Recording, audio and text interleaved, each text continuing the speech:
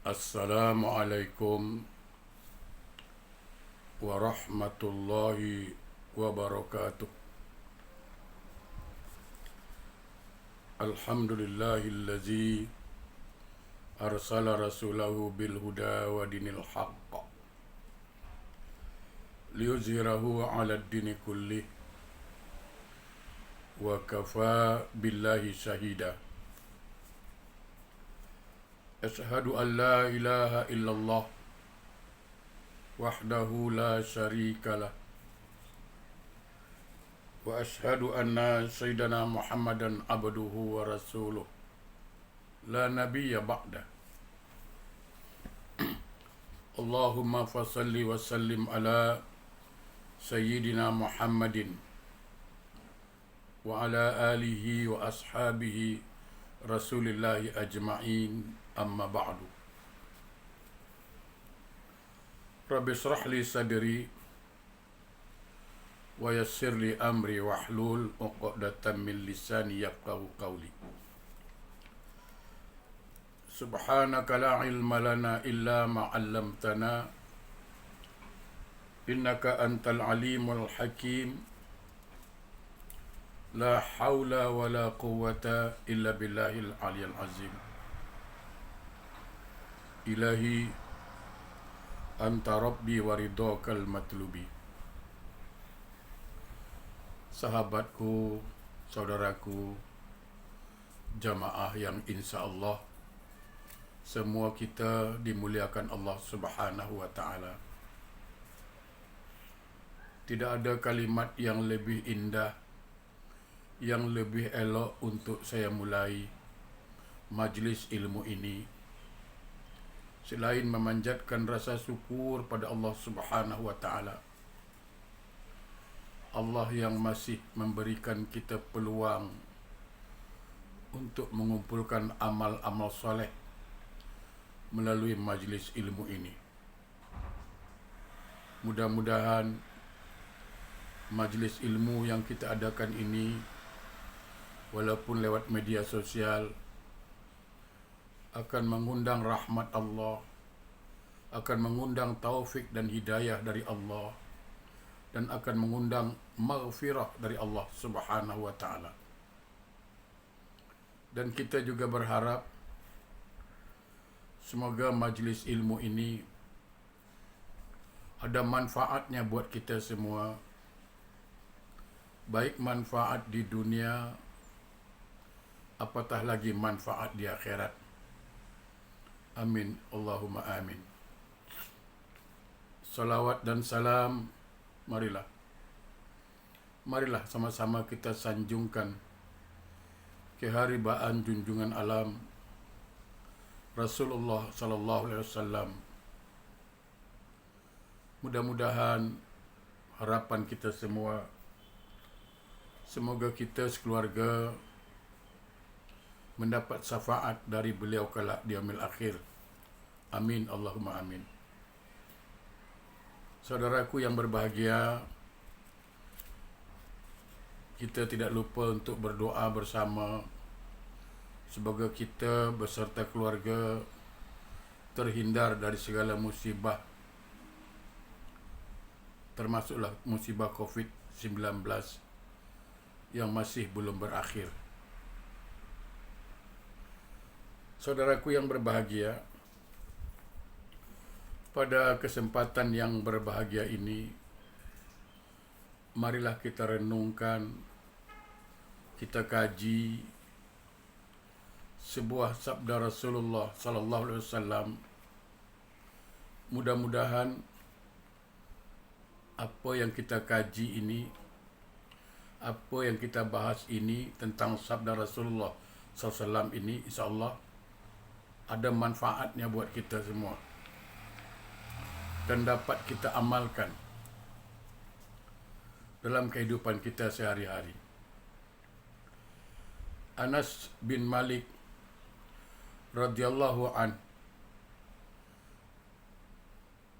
telah mengatakan bahwa Rasulullah sallallahu alaihi wasallam bersabda, sesungguhnya di dalam surga itu ada kamar-kamar yang luarnya terlihat dari dalam dan dari dalamnya terlihat dari luar. Ada seorang sahabat bertanya, "Ya Rasulullah, siapakah penghuninya?" Jadi sahabat bertanya, "Wa man sukkanuha ya Rasulullah?" Siapakah penghuni surga itu? Maka Rasulullah sallallahu alaihi wasallam menjawab, qala allazina yut'imuna at-ta'am wa yutayyibuna al-kalam wa yudimuna as-siyam wa yufsuna as-salam wa yufsuna as-salam wa yusalluna bil-lail wan-nasu niyam. Untuk siapakah surga itu? Rasulullah menjawab, mereka ialah orang-orang yang suka memberi makanan, orang yang baik dalam berbicara, senantiasa mengerjakan puasa, dan menyebarluaskan salam, dan mengerjakan solat sewaktu orang-orang sedang tertidur. Jadi para penghuni surga itu amalannya apa? Pertama, suka memberi makan. Yang kedua, pandai menjaga lisan, bicara baik, dan senantiasa menjaga puasa. Yang keempat, menyebarluaskan salam. Yang kelima, mengerjakan solat ketika orang lain tertidur. Para sahabat berkata, "Ya Rasulullah, mereka itu memang pantas menjadi penghuni surga. Namun siapakah yang mampu mengerjakan semua itu?" Ini. Sahabat mengatakan, memanglah mereka yang selalu memberi makan, mereka yang senantiasa menjaga puasa, mereka yang suka menebarkan salam, mereka yang menjaga lisannya, mereka yang selalu solat malam ketika orang lain tertidur, memanglah layak masuk surga. Tapi siapakah mereka yang mampu mengerjakan itu? Jamaah yang berbahagia, sahabatku yang tercinta, sebelum saya lanjutkan hadis ini, saya ingin menjelaskan dulu tentang surga itu. Nikmat surga. Ingat tentang keindahan surga. Bahwa surga itu indahnya, cantiknya, eloknya belum terbayang oleh mata kita, belum terdengar oleh telinga kita, belum terdetik di hati kita. Itulah nikmat surga.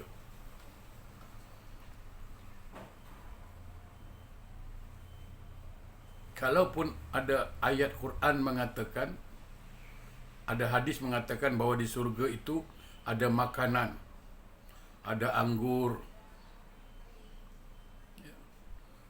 ada buah-buahan. Jangan disamakan dengan buah-buahan di dunia.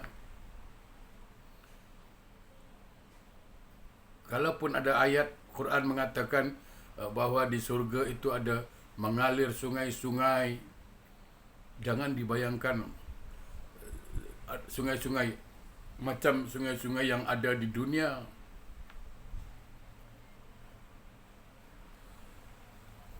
Kalau dalam Quran hadis mengatakan bahawa di surga itu terdapat kamar-kamar dari intan, berlian, dari emas permata. Jangan bayangkan seperti emas permata yang kita tengok itu. Tidak. Itu semua supaya kita mudah memahami bahawa di surga itu ada sungai. Bagaimana indahnya sungai itu belum terbayang oleh mata kita. Belum terdengar oleh telinga kita dan belum terdetik di hati kita. Itulah indahnya sungai di surga.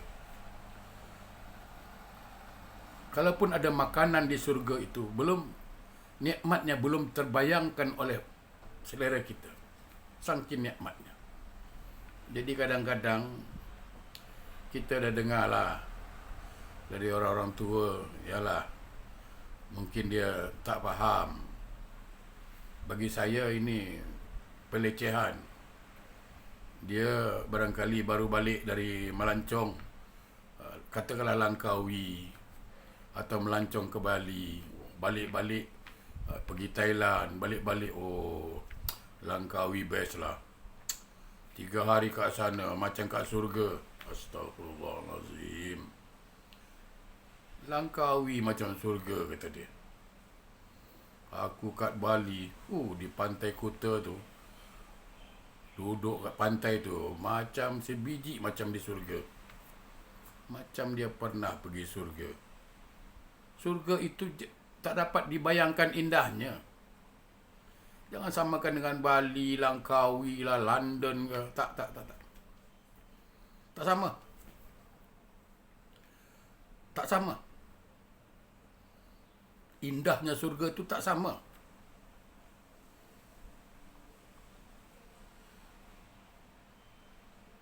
Saudara kita berbahagia, siapakah penghuni surga itu? Maka Rasulullah SAW menjawab. Sahabat tadi mengatakan, layaklah memang, patutlah memang, kalau dia suka bercakap baik, jaga lisan, suka kasih orang makan, apa lagi tadi, suka solat malam, suka berpuasa, suka tebarkan salam, lalu masuk surga, memang layak. Tapi apakah semua orang mampu mengerjakannya? Apakah semua orang mampu mengerjakannya, ya Rasulullah? Siapa yang mampu? Lebih kurang begitulah dialognya. Maka Rasulullah SAW menjawab, yaitu qala, faman qala subhanallah walhamdulillah wa la ilaha illallah wallahu akbar faqad atabal kalam.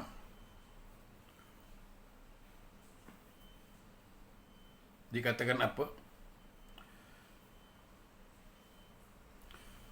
Barang siapa mengucapkan subhanallah walhamdulillah wa la ilaha illallah wallahu akbar, berarti ia telah baik dalam berbicara.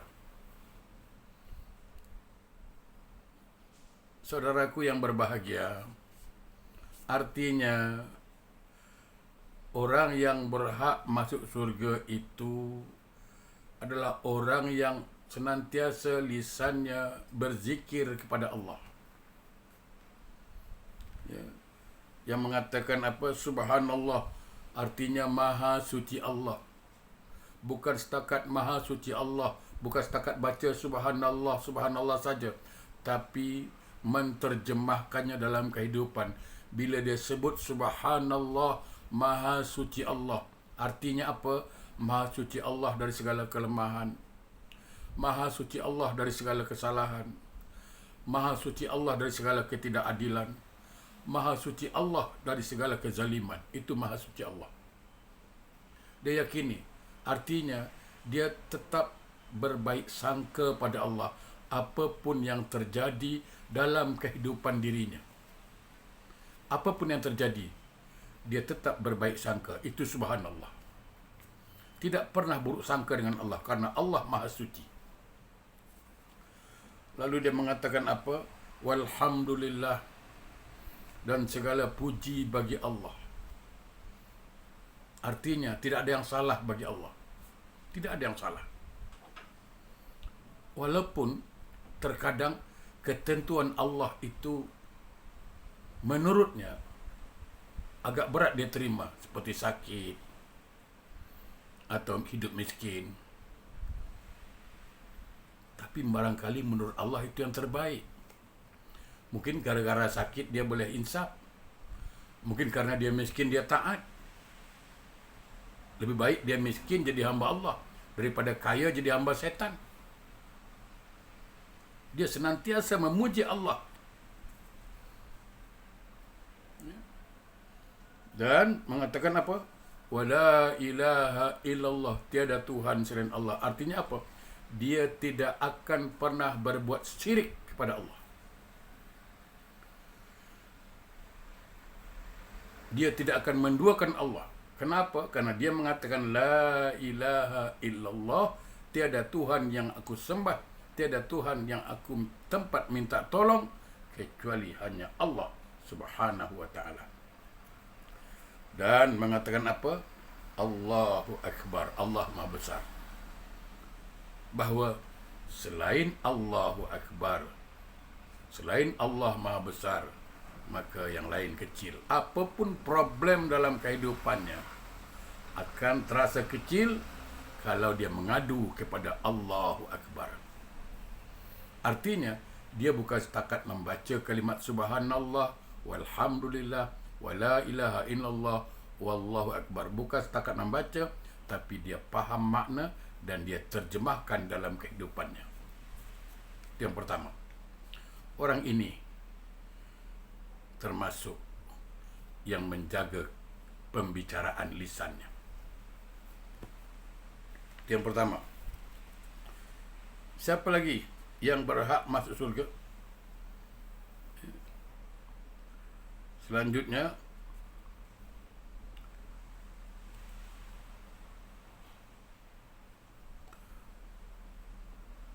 waman at'ama ahlahu faqad at'ama at-ta'am.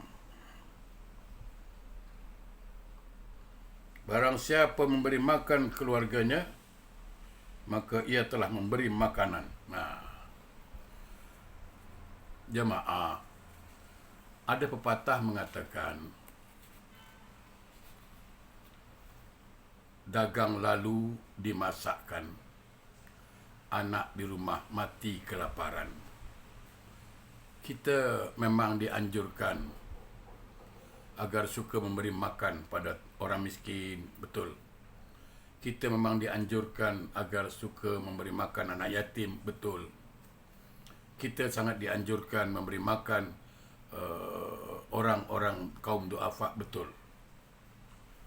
Tapi lebih penting, lebih afdal memberi makan keluarga.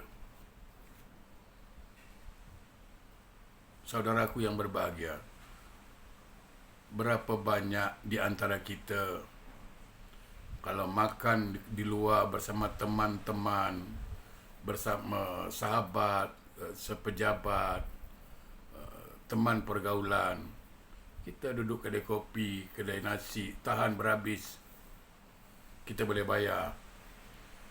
Tapi bila beri makan anak, keluarga, kita sangat berkira. Silakanlah. Kita ajak orang makan, tak ada masalah kalau memang rezeki ada. Tapi utamakan keluarga sendiri dulu. Utamakan keluarga sendiri. Jangan baik dengan orang, dengan keluarga sendiri kita kedekut. Isteri minta duit belanja, kita mengamuk. Jangan. Kita memang harus kasih makan orang duafa, kaum fakir miskin, anak yatim, betul. Itu besar pahalanya. Tapi memberi makan keluarga, anak, isteri, dan orang yang di bawah tanggungan kita, itu lebih afdal.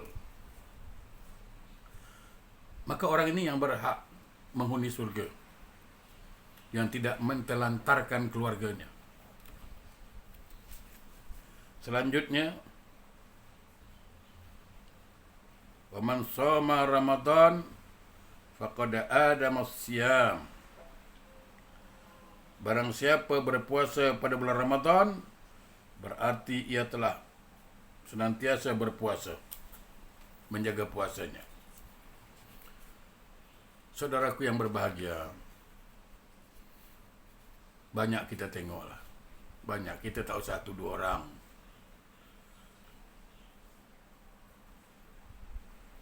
Bulan Ramadan, masih banyak yang makan di siang hari. Kadang tanpa silu segan.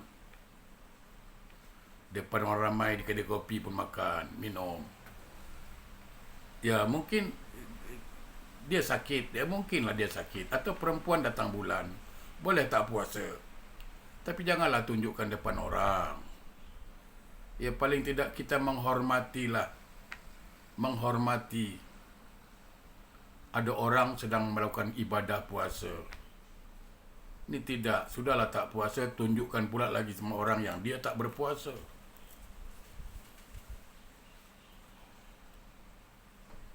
Saudaraku, banyak kita tengok bulan Ramadan, ya, saudara kita sesama Muslim masih berat melakukan puasa. Ya mudah-mudahan Allah berikan petunjuk pada beliau. Lain halnya kalau dia sakit atau memang dia uzur, itu lain cerita. Ya. Selanjutnya, mereka yang berhak menjadi penghuni surga itu siapa? Wa man laqiya akhahu fasallama alaihi faqad afsas salam. Barang siapa bertemu dengan saudaranya lalu mengucapkan salam, berarti ia telah menyebarkan salam. Pesan Rasulullah sallallahu alaihi wasallam, "Ubsus salam bainakum." Tebarkan salam di antara kamu. Kadang kita sendiri pun orang Islam dah susah nak cakap. Tak usah jauh-jauh, kita di handphone lah. Kita nak telefon. Dah tahu yang telefon tu orang tua kita. Dah tahu yang telefon itu Pak Haji katakanlah. Dah tahu yang telefon tu adik, kakak kita. Apa salahnya?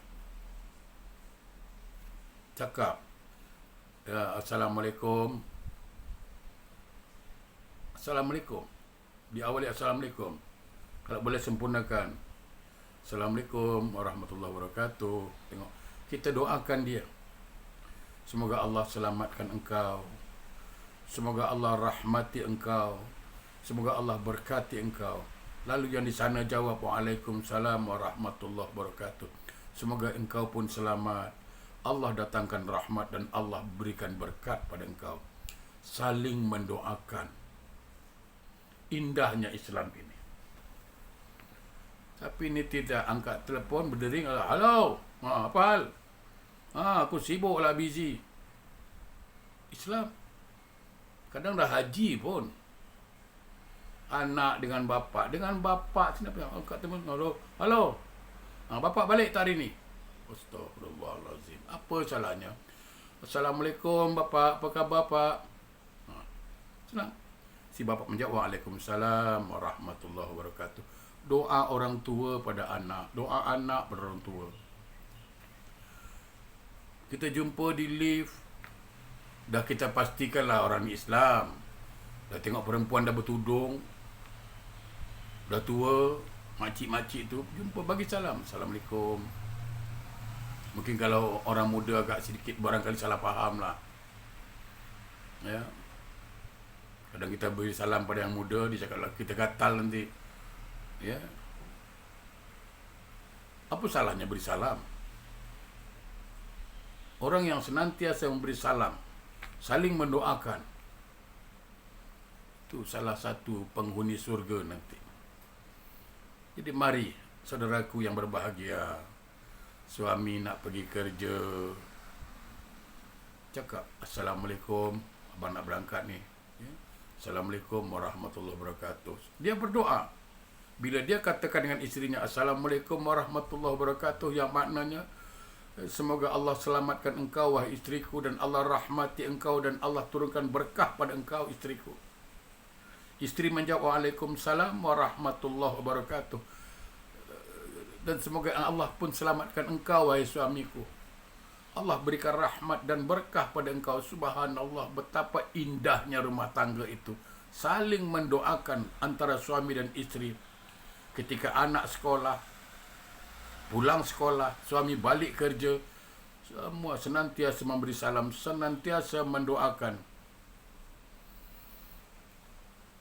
Hari ini mungkin Allah belum kabul, besok atau lusa Allah akan kabulkan. Nah, orang yang senantiasa menebarkan salam adalah orang yang berhak sebagai penghuni surga, salah satu di antaranya. Jadi marilah sahabatku, saudaraku, kita biasakan penebaran salam. Apalagi kita jumpa di masjid, apa salahnya Assalamualaikum. Jumpa di lift yang kita dah kenal orangnya, dah kenal, kawan. Satu flat kadang-kadang. Ya, Assalamualaikum, apa khabar? Enggak senang. Tidak, apa khabar? Sehat? Iyalah. Tak ada sedikit pun ucapan salam yang keluar dari lisannya. Berat sangat. Padahal itu perintah. Dalam Quran dikatakan juga, suruh memberi salam. Hadis juga mengatakan, suruh memberi salam. Ubsus salam bainakum. Tebarkan salam di antara kamu. Coba bayangkan, pada satu hari, ketika dalam satu majlis ada sahabat datang memberikan salam pada Nabi. Assalamualaikum ya Rasulullah. Nabi jawab asyar. Datang yang kedua. Assalamualaikum warahmatullah. Ditambah warahmatullah. Nabi jawab Masrin. Yang ketiga datang, Assalamualaikum warahmatullahi wabarakatuh. Nabi jawab As-salasin. 30.